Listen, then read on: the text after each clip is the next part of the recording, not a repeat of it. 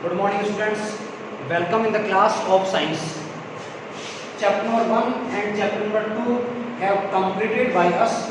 Today we are going to start the next chapter, chapter number 3. Chapter number 3, chapter number 1 और chapter number 2 हमने complete कर लिए हैं. Chapter number 3 में start करने जा रहे हैं, which is atoms and molecules. Atoms and molecules. This chapter belongs to chemistry. As usual, हमेशा की तरह. First of all, I would like to tell you the meaning of these two terms. First one, atoms, and second one, molecules. Atoms. और ध्यान दीजिएगा, जैसे कि हमने पहले भी चैप्टर नंबर 1 के टाइम पे भी डिस्कशन किया था कि आगे वाले चैप्टर्स हम तभी अच्छे से समझ पाएंगे जब हम चैप्टर नंबर 1 और 2 को अच्छे से कॉन्सेप्चुअल प्रिपेयर कर लेंगे. आप देखिएगा, हमने एटम को चैप्टर नंबर 1 में भी थोड़ा सा डिस्कस किया था, चैप्टर नंबर 2 में भी हमने इसका ब्रीफ में डिस्क्रिप्शन लिया था. वही अब आप देखिए चैप्टर नंबर 3 में भी बैक टू बैक आ रहा है. तो डेफिनेशन देखिए क्या होगी. Atoms, an atom is a smallest.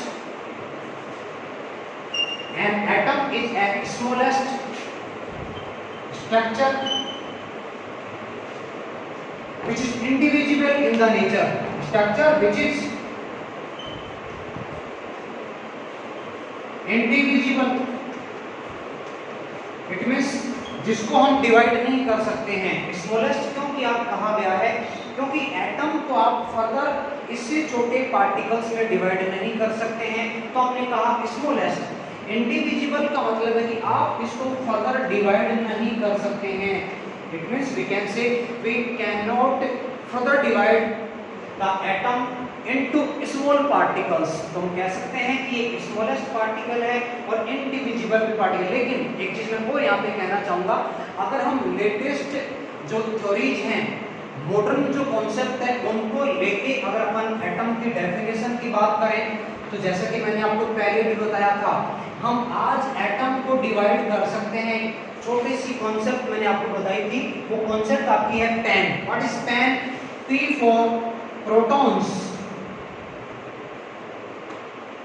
E for electrons,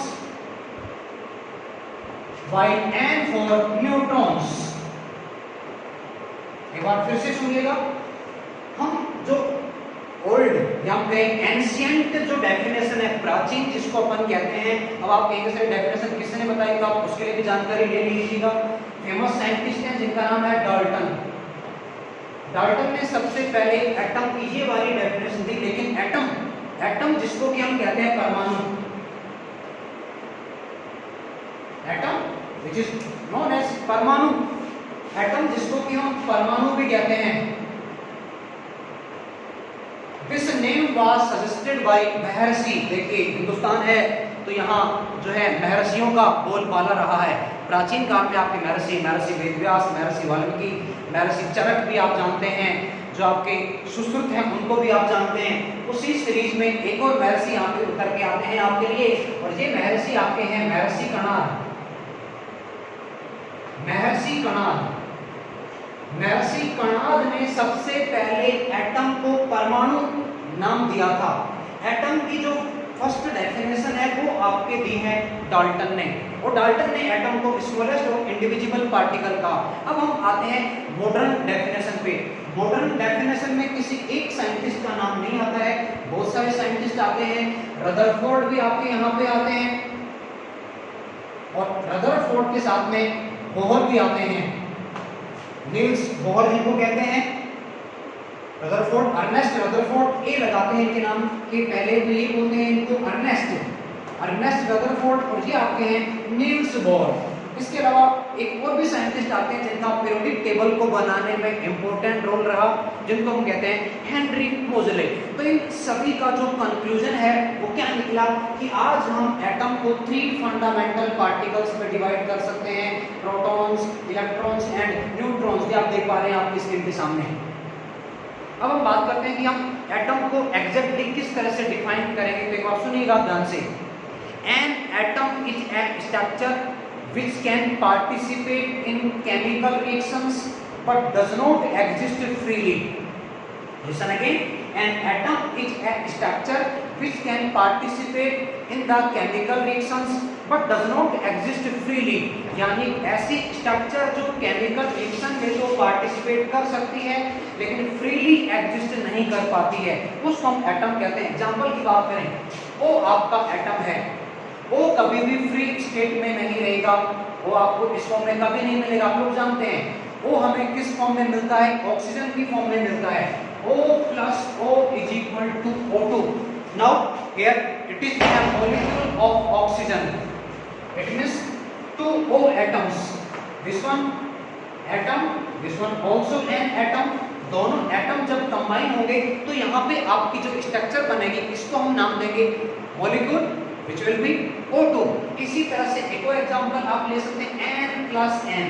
N भी आपका फ्री स्टेट में नहीं रहेगा, कंबाइन होंगे दोनों, क्या बनेगा, H2 बनेगा। It means O2 is a molecule which is formed by the combination of two different atoms and N2 is also a molecule which is formed by the combination of two nitrogen atoms. तो इस तरह से हम देख रहे हैं कि जो एटम है फ्री स्टेट में नहीं रहेंगे, एटम ही मिलकर क्या बनाते हैं, मॉलिक्यूल बनाते हैं। अब एटम के लिए थ्योरी दी है डाल्टन ने, उसको अपन डाल्टन थ्योरी भी कहते हैं, डाल्टन कॉन्सेप्ट भी कहते हैं। कुछ बातें तो हमने डिस्कस कर ली, एक बार फिर से सुन लीजिएगा। जो डाल्टन है वो कहते हैं कि एटम एक स्मॉलेस्ट पार्टिकल है, फिर वो कहते हैं कि हम एटम को डिवाइड नहीं कर सकते हैं। नेक्स्ट वो पॉइंट बताते हैं कि एटम केमिकल रिएक्शंस में पार्टिसिपेट करेगा, एटम केमिकल रिएक्शंस में पार्टिसिपेट करेगा लेकिन उसको हम फ्रीली स्टेट में कभी भी फाउंड नहीं कर पाएंगे। एटम कभी भी आपको फ्री स्टेट में नहीं मिलेगा, वो मॉलिक्यूल की फॉर्म में ही मिलेगा। ये डाल्टन के पोस्टुलेट्स, जहाँ हम कहें डाल्टन के कुछ कॉन्सेप्ट आते हैं जिसको अपन डाल्टन थ्योरी भी कहते हैं।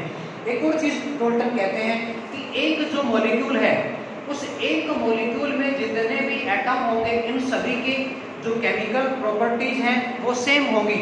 इसका भी एग्जाम्पल आप देखिएगा, सुनेगा। डाल्टन ये कहते हैं एक मॉलिक्यूल में जितने एटम होंगे, सिंपल सी बात है, एक मॉलिक्यूल है तो उसके सारे एटम सेम ही होंगे, तो उन एटम्स की केमिकल प्रॉपर्टीज भी सेम होंगी। O2 में हम देखें 2 O के एटम हैं, N2 में 2 N के एटम हैं, O2 के O एटम्स की प्रॉपर्टी सेम होगी तो N2 के N एटम्स की प्रॉपर्टी जो है वो सेम होगी। तो ये कुछ पॉइंट्स हैं, ये पॉइंट मैं आपको जो है नोट्स बना के भी PDF की फॉर्म में सेंड कर दूंगा। तो ये बात होगी आपके एटम की। अब हम बात करते हैं symbols.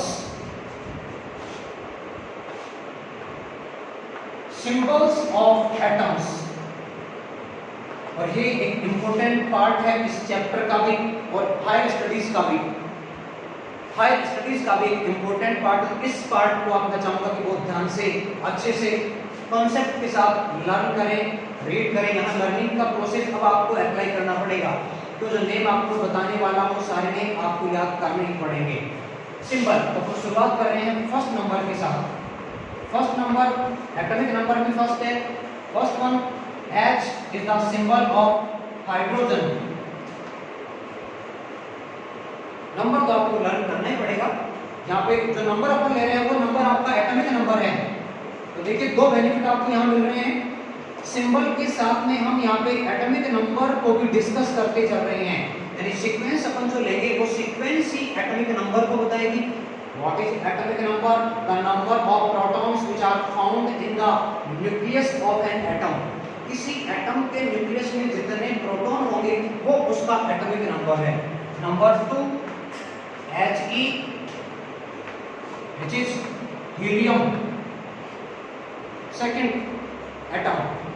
Third one Li, this is lithium. Fourth Be, beryllium. Fourth beryllium. Number 5 B. B is the symbol of boron. Next number 6. 6 is the symbol of carbon. 7 is the symbol of nitrogen. Next number 8 symbol of oxygen. Next number 9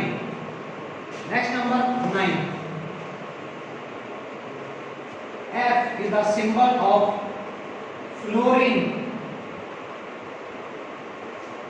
and 10 Ne symbol of neon। तो ये आप learn कीजिएगा। हम कल इसके आगे वाले जो एटम्स हैं उन पे फोकस करेंगे। That's all for today. Thank you so much.